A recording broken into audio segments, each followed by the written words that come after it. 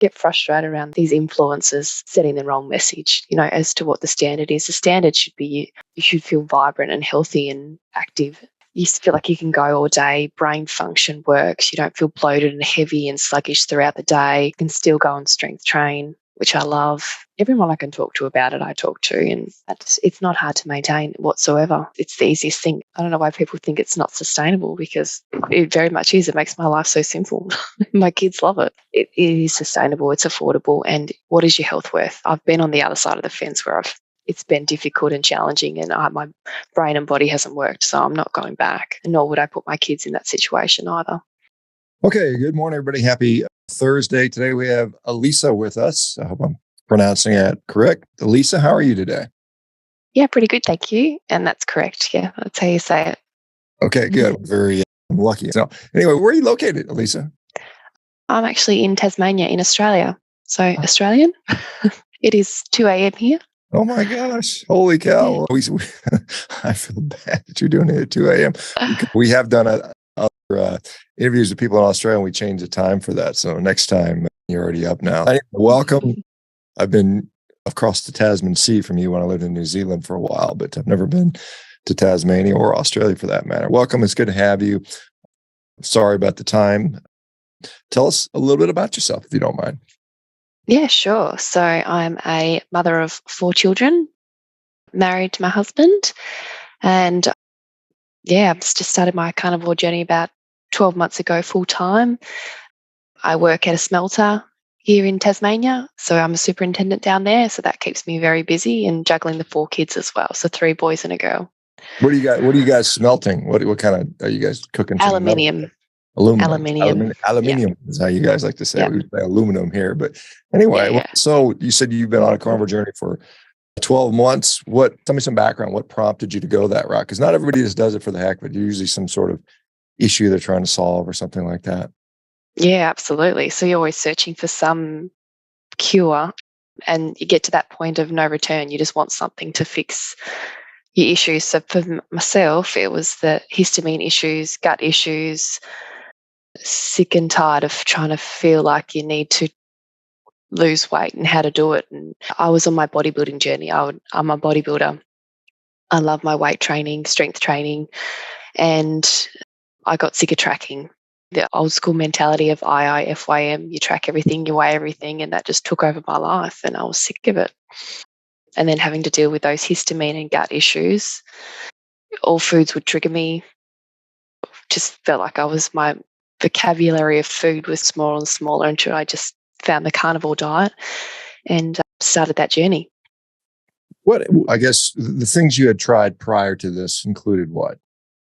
Just the normal stuff. So you think, oh, I've got to ferment all my food, or I've got to activate all my seeds and nuts and make sourdoughs and all this stuff that just seems to take so much time and effort. And it surely shouldn't be this hard to want to be healthy, to put this much time and effort into the kitchen. And I've got 4 kids, and I just didn't want to dedicate all that time to all this stuff.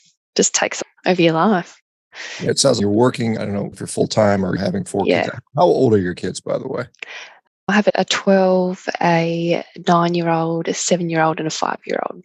Yeah, so that's pretty much a full-time job in itself. For somebody who has similar age, mine are a few years older, but yeah, I still got my youngest 10 through 17. I got 4 of them, and they're a lot of work for sure. They start to get a little more autonomous as they get a little older, but then there's other things you don't worry about that are problematic. But so how did you go? What sort of led you to going try carnivore? Because it's still, even in 2023, considered somewhat unusual, fringe. What got you there?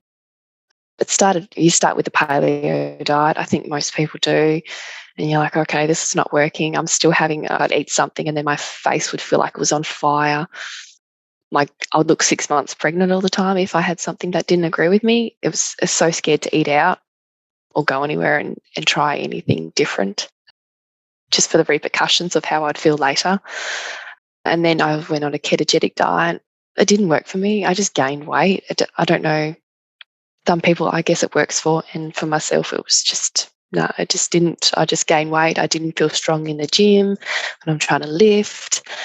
It just felt that there something was wrong.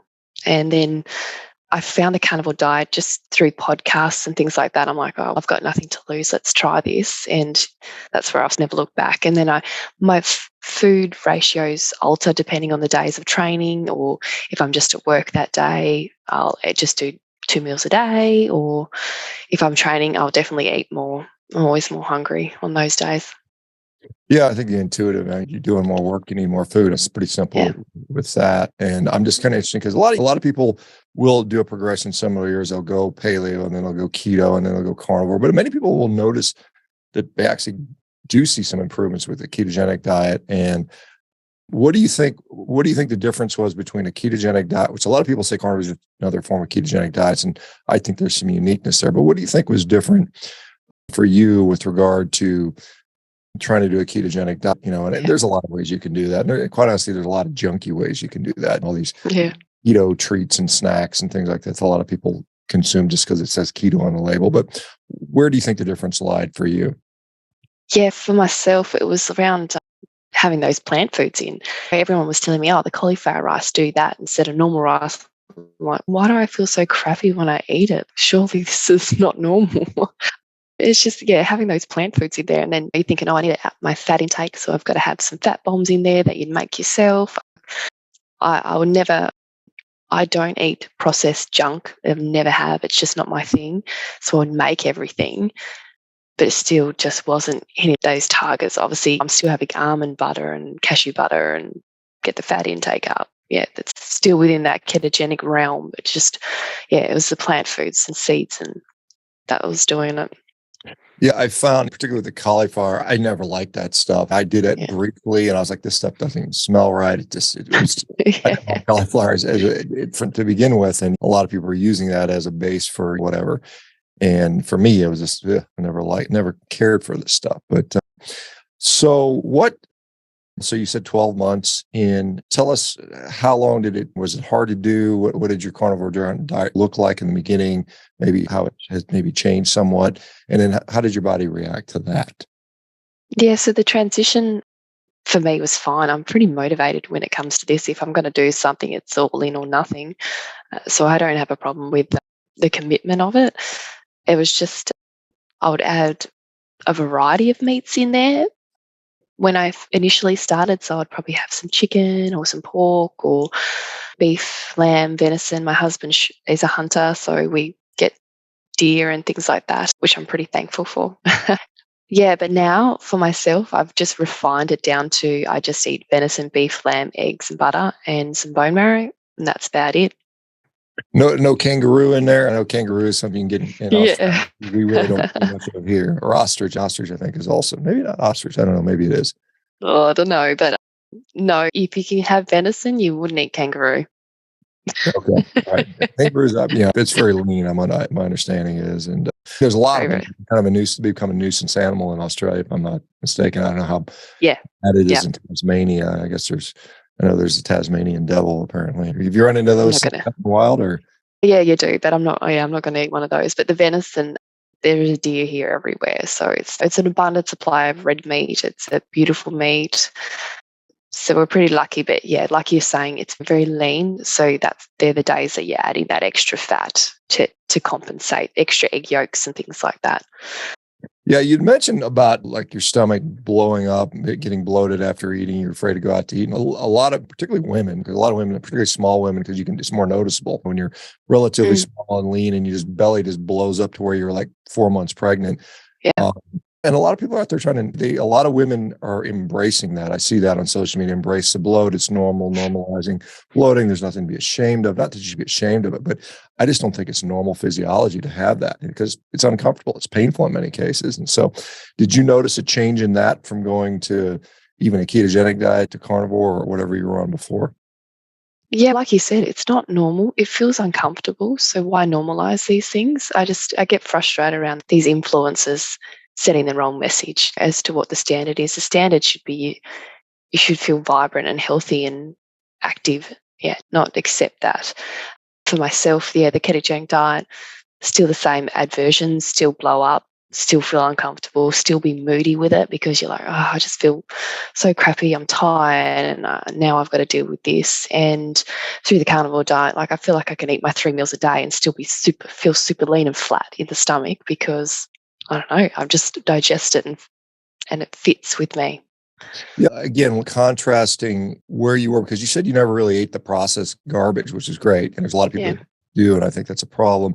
But with a ketogenic diet, when I was doing a ketogenic diet, this was, 8, 9, 10 years ago, it was really much eat lots of salads and eat your spinach salads. And then obviously you get your bacon and eggs in there too. But were you consuming a great deal of vegetation on a ketogenic diet? Yeah, absolutely. And then I suppose the other message you get as well is it's not a high protein diet, so keep the protein low on the lower end. That was definitely a shortfall because you'd always be hungry. And yeah, so I would have salads. Dinner would be lots of kale or spinach or whatever was lower in on the carbohydrate scale would be having. And then my kids, they reflect back on it. They're like, Mum, why did you make us eat that? Well, sorry, I didn't know any better. Yeah, I had a similar experience as a kid. My dad would force us vegetables, and I talked to him when he was in his 70s. He said, I really never liked us. Why'd you make us eat that stuff, Dad? He goes, that's what we were told to do. And Yeah. it's interesting because a lot of people would say, the critics of a ketogenic diet would say the spinach and the kale and the broccoli and all the leafy greens that you're going is the only good part of the diet. And yet what you're finding, what I see recurrently, is actually eliminating that stuff actually is what it takes to make people feel better, so that you end up with more of the protein and the fat as it pertains to meat. How long did it take you to notice that, hey, this is actually working for me and this may be the right decision, at least for what I'm dealing with? Oh, easy within the first 2 weeks. You're like, man, I feel like it's a transition, absolutely, but I felt good and I didn't have any episodes. I call them episodes where I'd feel crappy for days, or my histamine, I'd just break out in bumps all over and be itchy skin and my face would be flushed all the time. Yeah, instant. It's like instant. Yeah, and you'd mentioned energy and that. So, I mean, what were some of the benefits you noticed, or the major benefits? Yeah, absolutely. So more energy. You used to feel like you can go all day, brain function works, you don't feel bloated and heavy and sluggish throughout the day. I can still go and strength train, which I love. Got to get the bodybuilding side of it in there. I would salt so much more in the beginning. I would just feel like I would, my plate would be like snowflakes on my transition. Yeah, so I guess there was that side of it. I don't know if a lot of other people experience that where they just can't get enough salt in. Obviously, I've tapered off now and I have a nice comfortable ratio, but yeah, salt was like the biggest component. Yeah. Okay. And so now it's normalized a little bit, and that can be a transition where you'll initially experience that pretty significant dehydration, fluid loss, and you try to compensate for that. Did How hard is it to maintain this diet, with work, with kids? I guess being in Australia, which is a place where red meat is consumed pretty readily. Any Mm. difficulties maintaining this? It's not hard to maintain.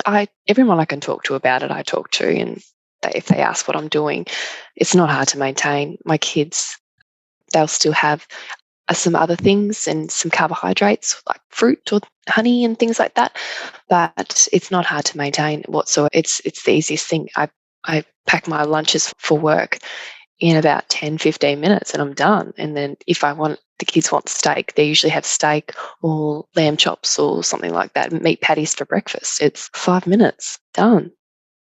I don't know why people think it's not sustainable because it very much is. It makes my life so simple. My kids love it. Yeah, it's definitely simpler. And as far as, because a lot of people say it's just unaffordable. And what do you find compared to a standard diet that you might have been on before? Is it more or less affordable for you and for your family?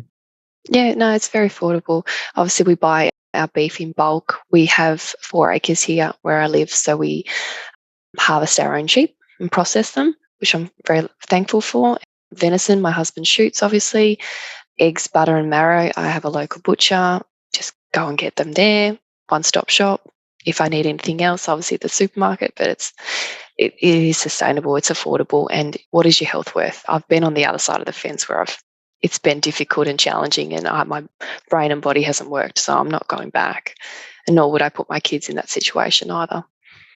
Yeah, what I mean, and again, and never having been to Australia, but Tasmania is a bit more rural, if I'm not mistaken. I've got a friend of orthopedic surgeon Gary Feck who's in. I think it's maybe Launceston or Yeah, something like that. I don't remember. I think that's the name I, of it. that's correct. Yeah, I live in Launceston, and I know Gary Fecky. Okay, okay. Gary would be an advocate of what you're doing, I would say. I imagine he's more or less doing similar to carnivore, at least low carb for sure. But is that fair to say? Is Tasmania one of the more rural states in Australia? Yeah, correct. So we're known for our cheese, wine, and Wagyu. Okay, very nice. Yeah. That's not a bad place to be. So at work at the smelting plant, has anybody been able to notice a difference? They see you come to lunch with your steaks or whatever, and they're, what the hell are you doing? Is that? Oh, God, yeah. It's curiosity. I think it's more curiosity than anything. Like, why do you just have meat in your container? Yeah, they ask the questions, and I was so happy to share. And people ask me at the gym, like, "Oh, what are you doing? You look really lean, or you look vibrant." I'm like, "Yeah, I just eat meat and eggs and butter, and you're good to go." What? You can't do that. No, you can. I do have some critics that are like, no, that's just not sustainable. You'll lose muscle mass. You won't train as well. You get all that negative feedback. No, it proof's in the pudding. Yeah, I mean, like I said, obviously I've been dealing with the criticism for years, and I'm 7 years in at 56, and I've got more muscle than I had when I started. But it's interesting to see when somebody says, "They look at your lunch spec, why do you just have meat?" And you look in their box and you say, "Why do you just have junk?" Yeah. Why are you eating 2-minute noodles? Like, how do you function? Yeah, exactly right with that. Is we just can imagine if people had a time machine, they could go from 200 years ago to now. They would probably look at your lunch and say, "That looks pretty normal," and everybody else, Yeah. what is this artificially colored? Why are you eating blue food and all this crazy stuff that probably doesn't even resemble food from 100 years ago? It's insane. It's normalized. It's so normalized. I just get so frustrated. I'm like, why are people accepting this? And they don't know any better. And I think that's the hardest thing. They don't know better. Yeah, I can imagine 50 years from now, people look at you, why aren't you taking the pills? Because everybody's taking the pills. Yeah. How do your kids do it, by the way? Has there been a dietary shift with the kids from before to now, a little bit change? And have you noticed a positive, negative effect on those guys? Yeah, definitely. So my two eldest boys, they're little carnivores. They play footy. They want to be strong. They want to be buff. They know who you are. So they're pretty excited about all of this. Yeah, but they're my little footy players. They thrive. They love it. It's easy for them. I don't struggle to feed them because who doesn't want to sit down to a nice Scotch fillet? I don't know what you guys call it in America, but yeah, Scotch fillet or a porterhouse or Yeah, we call the Scotch fillet a ribeye. And once I see ah, people here know what that is, it's nice and fat and mm, delicious. And when you're not eating carbohydrates, fat becomes very important, and it gives it meat the flavor. And yeah, that's the one problem with eating excessively lean meats. If you're just eating game meats, it's challenging. So you want the flavor. thankfully, we figured out how to make cows very tasty and pigs Ah, eat them and things like that. without a doubt. But it did take them a little bit too to get the fat, be okay with the fat. They weren't used to that on their palate. So that did take a bit of time, but now they would just chow that down, have some butter on it as well. Yeah. So that probably just takes a little bit of time for the younger ones. Yeah, particularly if you're not used to it, because it's Mm. one of those, we've been generationally brainwashed to avoid fat, to avoid meat, to a lot of people, quite honestly, like my mother. My mom's still around. She's 80 or about to turn 80 in a week or so. And she was an awful Cool. cook. And I got to tell you, she was not a good cook. And so I grew up and I never had good meat cooked. I probably didn't start tasting well-cooked meat till, gosh, I don't know, 30s or 40s even, gosh, before I really started to realize how good this can be. And so it's so easy if you have somebody that's in there constantly boiling your meat or turning it into shoe leather, and you're like, well, I'd rather have the junk food because Yeah. it tastes better. But once you start learning how to cook this stuff appropriately, it really is a game changer. Yeah. I didn't know any different either. I've missed out for so many years. And that's the sad thing that I didn't know better. And yeah, I've missed out on this beautiful way of eating for so long. Yeah. Do you find that you obviously, and you said you like going to the gym, you like strength training and things like that. Have you found that this has actually facilitated that and made it easier to get stronger or to train? Initially, it was hard to go from having carbohydrates and training to not having carbohydrates and training. It was more around setting myself up for success and having the salt and magnesium prior to training, make sure I was really well hydrated. But I don't have to train as much. I only train 3 days a week, and I keep my muscle mass in check. I feel lean, I feel energetic, I feel good. So it's given me some of my time back as well. Yeah, I think that's a thing a lot of people will say, is that there is a transition, because you're used to just pre-workouts and carbs and almost being bloated when you go in, swollen, then not having that is a bit of a transition. And I just, for whatever reason, stuck with it. And by the time I got to 6 months, I was breaking world records on some of like rowing and stuff like that. So for me, definitely it's actually been better. And like I said, I'm closer to 60 now than I was 50, and I'm stronger than I was 10 years ago, which I think is pretty remarkable. That's not usually the trajectory. Most people slowly decline, particularly as we get into older and older age. And hopefully, I don't know how long it'll last. Hopefully it'll last for another 20, 30 years. I'll be happy with that. But what are the negatives you've noticed, if any? You said the transition was quite rough or a little tough initially, but are there any major negatives that you notice now? Is there anything like, wow, this is still not going good for me, or anything like that? No. Okay. Nothing. I'm very happy with. I'm happy. I know a lot of people have some challenges in that with it, but no, I find for me, and not having to go through those gut issues and have histamine reactions, I don't want to go backwards. No way. Yeah, it's not a way of life. I can see that, and a lot of people, because once, maybe for the first time in most of their adult life, they finally feel like really good, and they're like, I'm not going back. Because do you have a physician that maybe you don't even go to? A lot of people are like, I don't even need a physician, so why do I go? But if you do go to there, is there any concerns about saturated fat, cholesterol, those typical things that we often hear about? Is there any concerns about that? Yeah, so I do an annual checkup, just get some bloods and that done. My physician is all for it. I'm pretty lucky. He's all for it. He's actually friends with Dr. Fetke, so that kind of helps. Yep, no worries. He says go for it. Especially when all this fruit and honey came in, please don't do that. Yeah, don't do that side of it. But yeah, keep going. You're doing great. My markers, all my health markers are fantastic. So I can't complain. Yeah, it's interesting just to comment on that, because I have now seen a lot of people in personal consultation that have tried the fruit and honey thing, and it's been a negative for them. It's not to say that some people don't do well with that, but just be cautious with that, because a lot of people have found that it's just actually been not beneficial and actually harmful in some cases. So I think it's one of those things where it sounds good because I can eat all this sweet stuff. I like sweet stuff. I might as well. And I think there's some people that really, truly are they just really like the sugar. And it's when somebody tells you can just eat all this sugar and honey and fruits, then it's like, oh, that's good. I can do that because I'm already addicted to this stuff. And so I think it's just appealing to that for some people, but there are some people that can do okay. Yeah.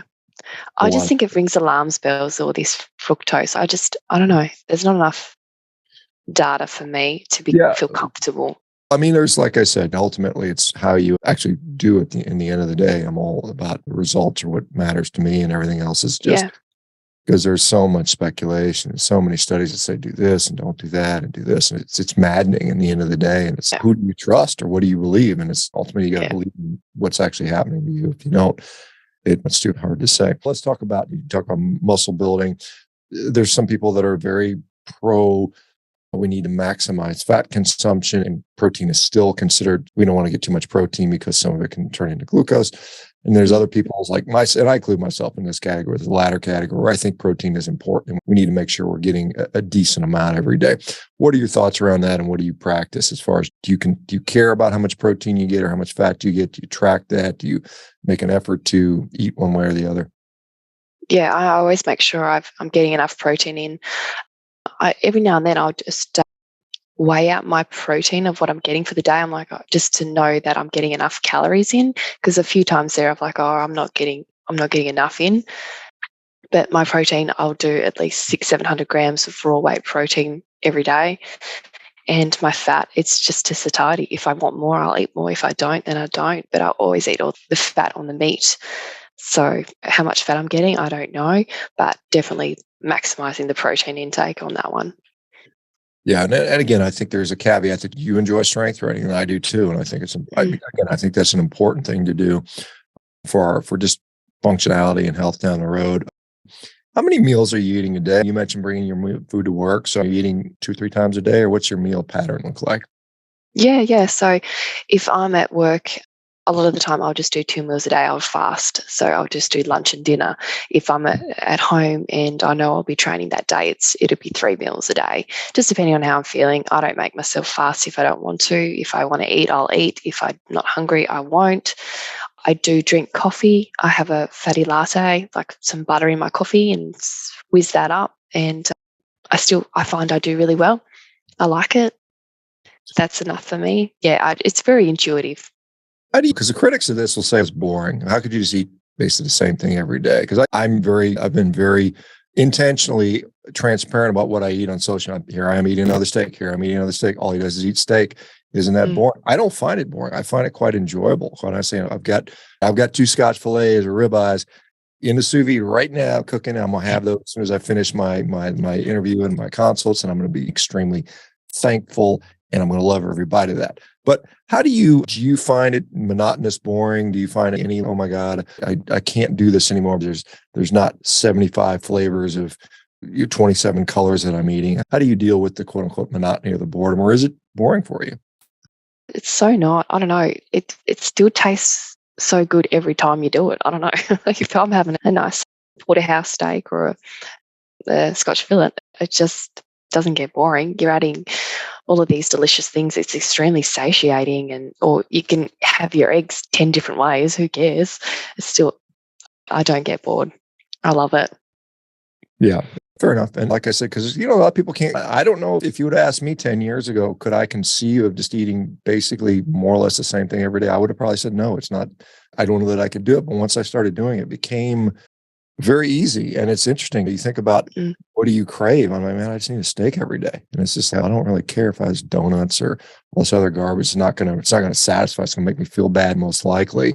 And I think your taste changes where if you ever you have one of those things, you're like, this really wasn't worth it. Really wasn't that good. Yeah. Anyway, I think we've been tricked into that. And once you start Yeah. getting the taste of real nutrition, that's really what you want and what you crave. Do I you? would crave that too. If I'm fasting, I'm just thinking about fat on a steak all day long. You do. That's what you crave. That's what your body's calling out for. Then those nutrients, and nothing else can fix that. Yeah, I think that's a fair thing. And we've come so far from that now we've kind of conditioned ourselves to, oh, I've got all this variety, the rainbow, and yet I still need to supplement that diet because it's so inadequate for us. And I'm always constantly craving food and looking for new recipes. And yeah, like I said, that's one thing. You said particularly with kids, how much easier is your life with having to maybe not spend so much time in food preparation, thought, recipe planning? Does it simplified the life a little bit? Yeah, definitely. I don't have to think about it or worry about it, especially you just get a roast out, chuck the roast on, and I know the kids will eat it. There's no fighting at the dinner table. It's simple. The only other side of it is my husband's done it a few times. He goes ebbs and flows and he struggles. So I see the side of it, of the struggle, where he's I just need something else. So yeah, I see both sides. I've seen it firsthand. But so yeah, I can empathize with him. And you said your kids were old enough to where was there ever a point where you're like trying to force your kids to eat vegetables and they don't want to eat them, and you're like, hey, eat your vegetables, and there's a fight and a Yeah, struggle? yeah. And you don't have that. I mean, I assume you don't. Because my kids, if they want to eat vegetables, I'm fine with that, but they never do. This is like my daughter will once in a while eat some carrots, but generally it's, I'm good. You're good. We don't fight about four. Yeah. I remember years ago trying to force my kid to eat broccoli. You don't, until you eat your broccoli, you don't get to eat this, and they would hate it, and there'd be a fight. And now it's, man, not trying to force that stuff on them. It makes life so No. much easier, and they're just as healthy, if not more healthier, without that stuff, in my view. So it's interesting because, somebody. Yeah, and our kids are thriving and vibrant. And my daughter, she's only 5 years old, but she's a head taller than everybody in her class. She's just shot up and taken off. The kids, yeah, I would make them kale chips back in the day, and yeah, they hated it. And although my daughter the other day, she asked for broccoli. So I was like, all right, if you want to try it, I made it for her. And she's, Mum, this is disgusting. Yeah. You've got to be quite a good cook Because this is why people go to these restaurants and they pay these professional chefs all this money to make this disgusting food actually taste good. It's just like a skill to be able to disguise the taste of this stuff. And it's almost palatable now. But no, in its natural fate, I was just amazed at people. I saw people that would eat raw salads and they would eat raw cauliflower and raw broccoli. And I tried that stuff and it was like eating wood chips. I was like, why would anyone want to eat this stuff? But I don't understand it. I don't know. We don't eat out that much because of what we can get at home feels like it's so much better than what we're paying for out in a restaurant. I don't know. Yeah, I rarely go out to eat. Like on vacation. Sometimes you're forced to, but at home, no one wants to go out to eat because the food is better at home. It's cheaper. The environment we can control where it's not. You have people who want the experience of socializing. So I occasionally, all I see from most of the news, is mostly propaganda stuff. And what I see in Australia is, hey, they're going to tax methane farts on cows and stuff like that. Are they still pushing that pretty hard, or what's a general thought there? And I assume you're like a normal person, not an extreme crazy person. What are your thoughts on that? Is that taking over in Australia? I don't hear a lot of it, especially down here in Tassie. Not seeing it. The push for it, I know it's there, and they probably will come back. I've seen the ebbs and flows of this sort of stuff, and they just like to push their opinion a lot. I get really frustrated if you can see all of the monocropping that you're actually doing is the harmful component of this environmental factor. I don't know, just people are just uneducated in this area. I don't know. I just probably don't need to go into the vegan argument because I've been there and I've done that with a few people. Yeah, if they understood the monocropping and the topsoil situation, yeah, they'd understand. There's still blood on their hands. My husband does crop protection. That's why we have venison. Where do you think there's blood on your hands? Because you're protecting the crops that you want to eat. There's blood on your hands no matter what you do. Yeah, that's an important point because I think it's worth for the few vegans that will listen to this. So your husband is actually being paid to kill deer that are eating crops. Is that what you're saying, basically? Yeah. And it happens quite frequently. And it's rabbits, kangaroos, deer, those animals are being killed to protect the crops that you would otherwise be eating, which you think is guilt-free. And it's not. It's coming with a great deal of animal death, not to mention, I say the pesticides. The pesticides, by their very name, indicate we intentionally plan on killing a lot of creatures. That's why they're sprayed and that's why they're there. And it's not a guilt-free, get out of jail free card. It absolutely isn't. No. There's death in every diet, unfortunately. But when you realize it, and then if you're making your decision based on that, it's not a very good way to decide about nutrition. I don't make my decisions on how many animals I think died. I do it on what's best for me as a human being to eat. And to me, having done both a mixed diet and a balanced diet and all those things, and as a physician, I find I feel best and perform best and my health is best on basically a meat-based diet. And so that's what I'm going to do. And I'm going to continue to do that. And I had this kind of dystopian sort of timeline that they banned meat in 2040. Then every wild animal on earth is gone by 2062 because everybody poaches that. You don't think that's what will happen if you ban cows? Guess what? Every other animal is going to get eaten. I don't care. Every zoo will be cleared out. Every pet will be eaten. And then when all the animals are gone, then we lose our fertility and the human species basically goes more or less extinct. It's an important thing that we figure out how to do it. We figure out how to feed ourselves and continue. We have to. Yeah. That's important. I don't want to live in a world where we can't eat meat. I never want that. Me neither. It's so unsustainable. I'm with you on that. I'll be eating politicians before bugs. So I hope it never comes to that. But we joke about it, but there's some people that would love to see that scenario. And we just have to continue to push back against that. Obviously, Scotch fillet, that's a great one. Do you have, does your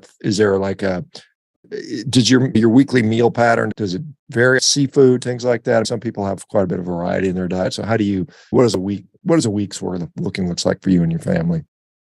Yeah, so it's a lot of, like I said, the lamb, the beef, the venison, eggs. Not all my kids like eggs. Some of them do, some don't. Yeah, that's basically it, whether it's a roast or a small cut of meat or it's mince or ground meat for you guys. So we do the mince patties and things like that. That's pretty much it. The kids will have bacon and that. I don't do pork. I don't do well on pork. I don't like it.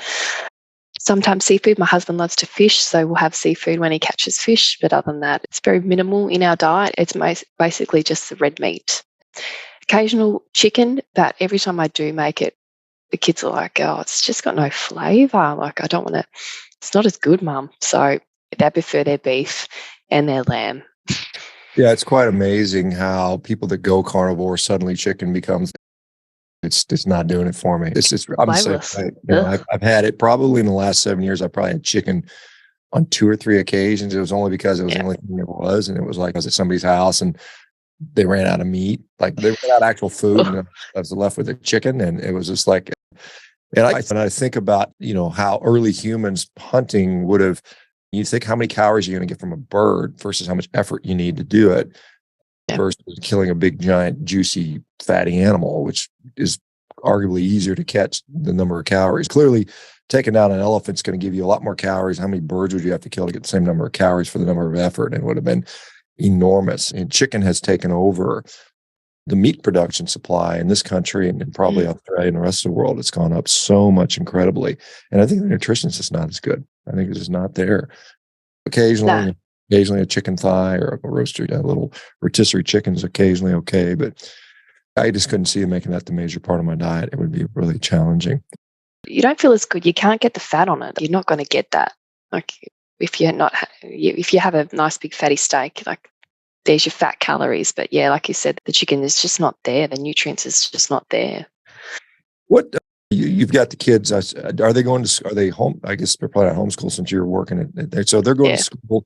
What are they learning in school? Are you having to say? Are they learning that? Are they learning about you got to stop eating meat to save the planet? And are they getting any kind of people mumbling about what you feed them at school or anything like that? The first component of that is that they always ask me, why does my lunchbox look different to everybody else's? I'm like, you'll thrive, buddy. This just makes you run faster. So I try and sell it that way. Yes, they get educated on nutrition at school. And when they come home and ask questions, I'll just say, look, they don't know any better. And that's not actual fact. They're saying you need to lessen, it's the food pyramid. It's lessen your red meat intake and have more whole grains and cereals and this and that. And yeah, they do kick back. My big boys do kick back. I've got my 2 older boys and the teachers give them a bit of flack for it because they're like, no, this is what we like and this is how we eat at home. And the teachers are like, no, that's not healthy. You need to be eating more of your fruit and vegetables. But they say we don't want to. I mean, it's particularly particularly if the teachers are obese and you're kind of like, it's not working. How's it working out for you or something like that? And it's always a nice sort of comeback for that. But yeah, I mean, it's and good for you. Like saying to my kids, I'm like, hey, look, guys, let me unbrainwash you guys right now, because and I'm able to quickly point out, look at all these people that are thriving on meat, and look at how many people got sick but not doing. So I've got a huge advantage in that, but not many people do. They don't have that sort of resource where I can just pull up and say, look at this guy, he started eating a lot more meat and look how much healthier he got. So they see that pretty quickly, and I'm pretty quick to show that and share that with my kids because I don't want them to. Because it literally is. You see how many kids now that have depression and ADHD and autism and whatever else, all these things that are drug addictions. And the nutrition plays a role in there, and probably a significant, really big role. And so I see it when I take the kids to school, and the amount of overweight kids and ones with learning disabilities and the autism and things like that, it's scary. Yeah. And I don't want my kids to be a statistic in that, especially around their mental health side of it. If they're getting the right nutrients for their brain, they will grow, they will function, they will thrive. All they want to do is just be strong and kick the footy and be the best player, and that's their focus. So it's my job to help that along. Yeah, you can point to the Argentinian team this won a World Cup, and they brought all the meat with them. That's a good example of that. They brought 8,000 pounds of meat with them to that's amazing. Where was it played? In Qatar, where they had the World Cup. They brought it in, and they ended up winning, probably in part because they were able to fuel correctly. Obviously, this still has a big thing to do with that. But I share so much information with them as well. I'm very transparent in all of this, and I show them the YouTube videos or the podcast, and they'll listen to it with me in the car or something like that. They're learning. Yeah, and I want them to grow up and eat this way and be this way and then educate their kids. Yeah, good for you, because it's very much a generational thing. And I think we've had 3, maybe 4 generations of demonizing red meat particularly. And so a lot of people it's like the assumption. They don't even question it. And when you start to say, wait a minute, maybe some of the early assumptions were based on some flawed data or some poor science, no one is looking at that. It's like all of a sudden we just assume we assume that the earth was the center of the universe for many thousands of years. Yeah. And then somebody said, wait a minute, data doesn't seem to match the presumption. And that was a tough fight to get there, but good for you for doing that. I guess you said Tasmania is fairly rural and a lot of agriculture and stuff like there. So it's probably an easier sell. Do you ever find yourself traveling to Sydney or Melbourne or any of those places and find it to be a very different experience? Yeah, so sometimes I'll go to Brisbane for work, or we'd pop over to Melbourne because it's not far from Tasmania. It's hard to find good quality meat. I know when I'm over there for work, I'll go to the Woolies or supermarket and I will buy all of my meat and my eggs, and I'll eat and I'll cook it in my room, in my hotel room, and everyone else will be eating out and doing this and that, but I'm okay with that. Yeah, and Woolly, by Woolly, I think you're assuming Woolworths. That's correct. Yeah. Yeah. And you guys have your expressions that maybe many of us are not used to, but slang, my Aussie slang. Yeah. It's great to hear. It's fun to hear that. But and then I do very similar when I'm traveling. I have a lot of, if we have the ability to do like an Airbnb type of situation, we'll do that and have our own, just a little house, and we just go to the store. First thing I do, literally, it's unload the suitcase. Okay, I'm going to the grocery store. How many steaks we got to get, and have to calculate it. And generally, we're able to get through that. It saves a lot of money, quite honestly, because you got to eat. It's triple, quadruple, but particularly if you're going to get steaks, because they can give you the bread for free. They'll give you all the beef, and then you can get that. But it's not, like I said, it's not very much nutrition at all, and it fills your stomach up, but it doesn't really feed you, quite honestly. No, it's expensive, and you can't get anything decent. You just can't. There's a lot of Italian restaurants and that. I'm like, what am I going to eat? Sometimes you get a steak Florentine or something like that. No, that's okay, but most of it's just like all this. It's just cheap. It's literally just cheap carbs, and it's overpriced at that, and it does not provide the nutrition that our bodies really need. So it's interesting to say. It's interesting just if we were to go back into history before like modern science developed, whenever maybe during the Renaissance, where maybe people say that's where science really officially started. At that point, we had already bought into the grains and the pasta diet, and so that was the founding assumption. But if we were to say, okay, let's just be fair and let's assume that humans are herbivores, or omnivores, or carnivorous, and we would just generally test all those things in a very robust way, what would come out the best? And I don't know. It'd be interesting to see if we actually, but we just made this assumption that we've been eating these grains since the time of ancient Egypt and before. That's what we do. And some people would argue maybe that wasn't the best. That was done because of pressures. And maybe if we had enough animals, we had a lot of thought that we made these big animals extinct and they were hard to come by. And so they were forced to eat these grains. And that's been the sort of the default setting for 10,000 years. Maybe if we didn't do that, we'd have a different thought. But anyway, starvation food. Right. Yeah. Do you have much of a social media sort of presence, or do you do anything on social media? Just on Instagram. I go by nourished_mama, and I try and share some food pics on there and some of my training, and just that kind of thing. I don't know. I probably should put more on there, but I guess you just cop the flack a lot from people who just don't understand. It's nourished_mama. How do you spell MOMA or something like that? It's MUMMA. It's the Aussie spelling. Oh, okay. MU nourished. I'm going to go find you real quick. So nourished_MUMA. Yep. Mama. Okay. There you go. Okay. Aleesa Shepherd. There we go. Shepherd. So I'm going to find you and follow you there. So I'm just check out what's going on there. And so have you had much in the way of negativity on social media? Many of us do. I mean, we particularly get the people who are either They know it all about nutrition, and it's all about balanced diet Nazis. I call them the balanced diet Nazis because it's just, oh, you would have been better if you just ate fruits and vegetables. I looked, we already tried that. It didn't work. So sorry. Yeah. It's not like I didn't try that stuff already. And then there, of course, there's the sort of the vegan antagonists who think that we're awful people. How dare you do the same thing and eat meat like every human who's ever walked every many billions of people on earth. How dare you continue to do that? That's funny.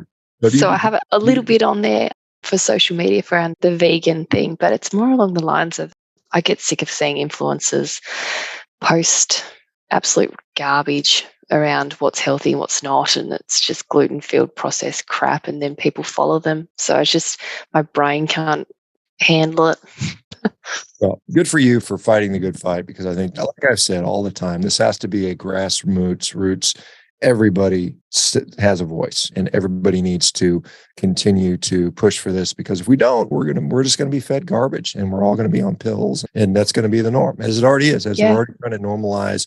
It is like things like obesity. That's normal. It is a biologic fact. There's nothing you can do about it except shut up and take your Ozempic injection. This is what we're going to. And we just see it. You see it unfolding. This wasn't the normal. This wasn't normal 20 years ago, 30 years ago. For those who've been around 40, 50 years, we clearly see this changing. And they're trying to gaslight you into believing this is normal and there's nothing you can do about it. And it's obviously clearly not the case. So it's sad. Like I'm 33 years old, and this is the best I've ever felt, and I don't want to go back, and I want to educate more people, and I want people to understand that they don't have to normalize feeling crappy, and we so do it all the time.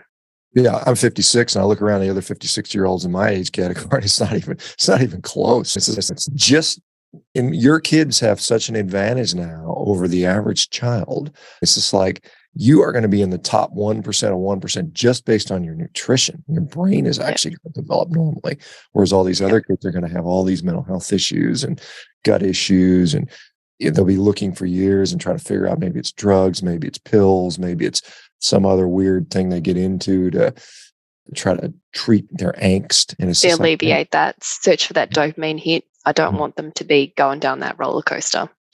Good for you. Anyway, well, we're running out of time. I do have to go. Thank you, Aleesa, for participating. Sorry about the little technical glitches we had at the beginning. It's but fine. Thanks for doing this. And hopefully this will, again, every day I'm here trying to preach this message. And I have people because people say, oh, the only people that do this diet are bots and it's not real people. And I said, no, it is. It's people every day. And I've seen thousands and thousands of you. And thank you for being another one of them. Good luck to you. And if there's anything we can do to help, go follow you on Instagram, Nourished Mama, MMA, _Mama on Instagram. And let's all continue to hold each other up and keep up the good fight. Thank you. Thank you. You're doing an amazing job. All right, guys, I'm gone tomorrow. I got to fly to San Francisco in the morning, so I will not be here. I think Felice will be taking over, so we'll still have the meeting, but it won't be me. And I will try to see you guys on Saturday. Everybody, great. Have a great day. Thank you so much. Take care, everybody. Bye-bye, Aleesa. Take care.